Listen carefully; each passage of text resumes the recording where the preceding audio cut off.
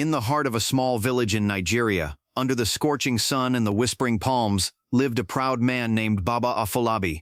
A respected farmer, he had raised his daughter Zainabu with strict discipline and strong Christian values. Her mother had died during childbirth, and Baba Afolabi took it upon himself to raise her alone, stern, hard, but loving in his own way. Zainabu was bright. She had dreams bigger than the village could contain. After finishing secondary school with flying colors, she got a scholarship to a college in the nearby city of Ibadan. Baba Afolabi was hesitant, fearing the ways of the city, but he let her go, trusting the values he had instilled in her. But city life changed Zainabu, not in a bad way, but in a way that made her eyes see more of the world. She started questioning things. She met people from different tribes, backgrounds, and beliefs. She began to dream about being an entrepreneur, opening a fashion brand that fused African tradition with modern design. And then, she fell in love. His name was David, a gentleman from Ghana, with a soft voice, quick smile, and big ambitions.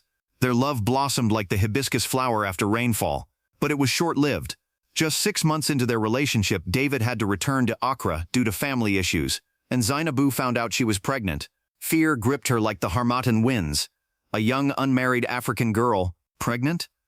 She knew the shame, the whispers, the stigma, and most of all, her father's wrath. With trembling hands and tearful eyes, she traveled back to the village to tell her father. When Baba Afolabi saw her swollen belly, his face turned cold. As she explained everything, his jaw tightened like the dry earth before the rain. He didn't shout, he didn't cry, he simply said, "You are no longer my daughter. Leave my house," she begged. She fell at his feet, but he turned away, unmoved. Neighbors tried to intervene, but Baba Afolabi's pride was made of iron. Zainabu walked out of the only home she had ever known, pregnant, heartbroken, and with nothing but a bag and a baby on the way. 3 years passed. Life in the city was cruel at first. She lived in women's shelters, did small jobs, and struggled to eat. But Zainabu had something no hardship could take: fire. She remembered her dream of creating a fashion brand. With the little savings she had, she started sewing clothes from scraps, selling them at roadside stalls and in open markets. Her designs were different. A touch of Ankara here, a modern cut there. Slowly, her work caught attention. One day, a popular Instagram fashion blogger featured her designs, and within a month, Zainabu went viral. Orders came in from Lagos, Nairobi, even London. She named her brand Afolabi Threads, not out of spite but out of love. Despite all the pain, she still honored her roots. She bought a small house, enrolled her daughter Ireti in a good school, and hired women from struggling communities to work in her fashion business. Zainabu had become not just a mother and designer, but a provider for many. Then came the call. Her uncle called from the village. Baba Afolabi had fallen ill. Stroke had paralyzed half of his body. He had refused to speak for days, but one thing he kept whispering was her name, Zainabu. She hadn't heard his voice in 3 years. Her heart was torn, between the pain of rejection and the teachings of compassion. After some thought, she packed her bags and traveled back to the village. When she arrived, the villagers watched in silence. A fancy car, a child by her side, and clothes made by her own hands, she walked through the same dusty roads she once cried on.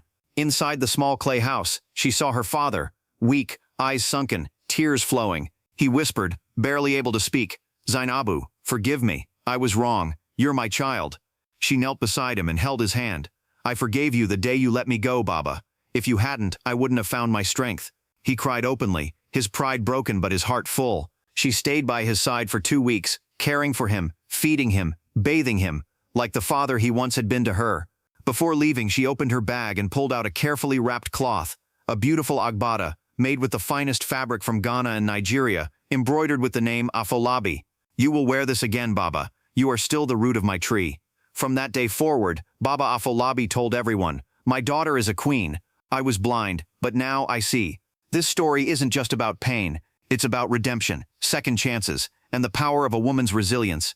If this story touched your heart, don't forget to subscribe to our channel and press the bell icon so you never miss more real-life, emotional African stories just like this one. Thank you for watching. Till next time, stay strong, stay proud, stay inspired.